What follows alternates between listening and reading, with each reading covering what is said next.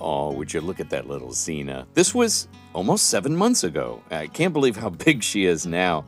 You know, this is when she was putting on weight, that little 2-pound wonder, the last survivor of her litter, and to see her thrive and survive. And then she became my foster failure. I absolutely love this dog. And today, I'm working with her with scent recovery. Here's a sock.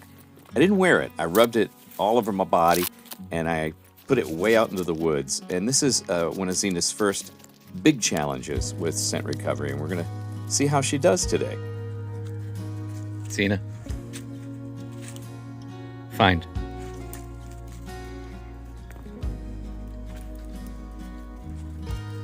To me, it is so gratifying to watch a dog do nose work like this. You know, scent detection is what they do. Your dog can smell you 12 miles away. Their olfactor is mind-blowing. And earlier, I let her smell the sock, and then I gave her a treat, and then, ooh, look, she's pointing.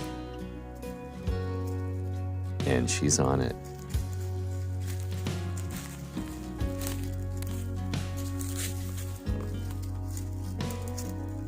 Good girl, good girl, good girl, good girl, wow. Come here. Good girl. Wow, Zena. Oh, that was amazing. That was amazing. Good girl. By the way, today's scent challenge is brought to you by Wagon Tails. Wagon Tails. Wagon Tails was my business in Forest Hills, New York.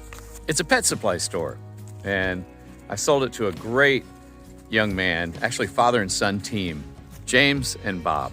Just great, great team.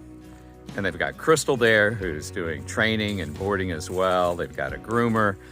I didn't mean to turn this into a commercial for my former business, but it was a good run, you know. After 9/11, I was out. I'm done. And here's where I live now. Here's where I need to be. We're right on the edge of our drain field right here, and here is one of the Yopon forests.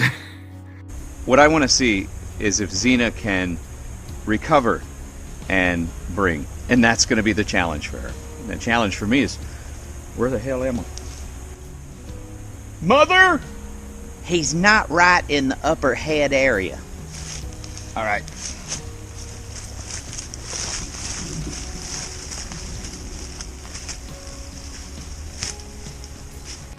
Find.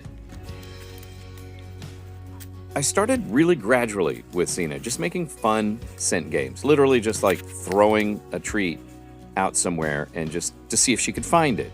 And now this is her first unescorted find to a piece of fabric, you know, something much more subtle. What? Good girl. Are you kidding me? Come here. Yeah. Do you want a treat? There you go. Oh, man. Y'all, I'm at that age. It's starting. Look at this. The ears are starting to stick out. And when the sun lights them up, hey, everybody. I'm getting older. Soon I'll be dead. Ha ha! I win. Wait a minute. I want to encourage you to have fun with your dog. Lighten up, Francis. You know, I'm always talking about keeping the fun. Okay, something's happening behind me. And of course, I don't notice it because I'm just blabbing into my camera. But Zena is doing something, and the GoPro in the woods caught it. Attributing human characteristics to an animal, that's called anthropomorphism. I think she didn't want me to leave the GoPro. That takes care of that. Boop the snoot. And here's a shot you don't see very often. We're inside the Zena mouth. I'm telling you, she seemed genuinely proud to bring this to me. And like, don't get too serious. Are you kidding?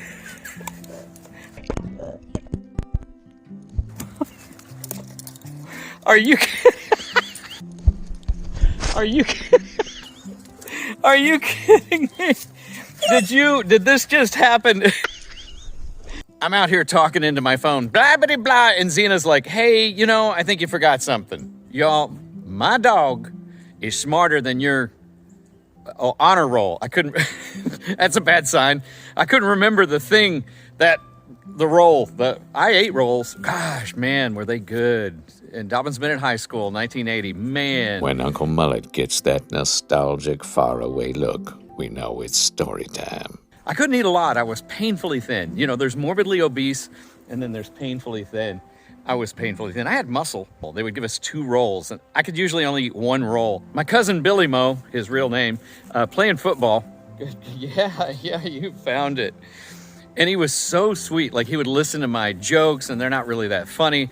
And he would be looking at that roll, and this was my impression of Billy Mo. He'd go, that's funny, Scotty. Are you going to eat that roll?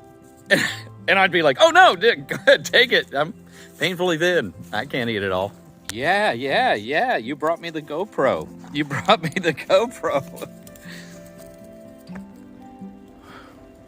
Wow. How'd I get so lucky? How'd I get so lucky to have 300 dogs? Some missing eyeballs and legs. Oh, we got a case right now. Prolapse. I don't know if you've ever seen an intestinal prolapse before, but this little pug was surrendered to us, and he needs help. I'm naming him Phineas because in New York, I had a great customer at Wagon Tails who was Phineas, and he was a very patriotic, proud pug. That's the only way I could describe him. The good news is we are going to, excuse me, plant. So rude. Just kidding. Poison ivy. We're going to get Phineas the help that he needs. And it's going to be surgery. And we'll keep you updated about Phineas, the awesome puppy pug. Puppy pug with a prolapse. There's a lot of alliteration. There's puppy pug with a prolapse. A puppy pug with a prolapse. And pray for him. Really. Oh my God, y'all. Look at this little Phineas in his diaper. If you haven't seen a prolapse, this is what it looks like. I'm sorry if it's hard to look at. I'll keep it brief. But it is extremely painful. And this little guy needs surgery. And he's going to get it on Tuesday.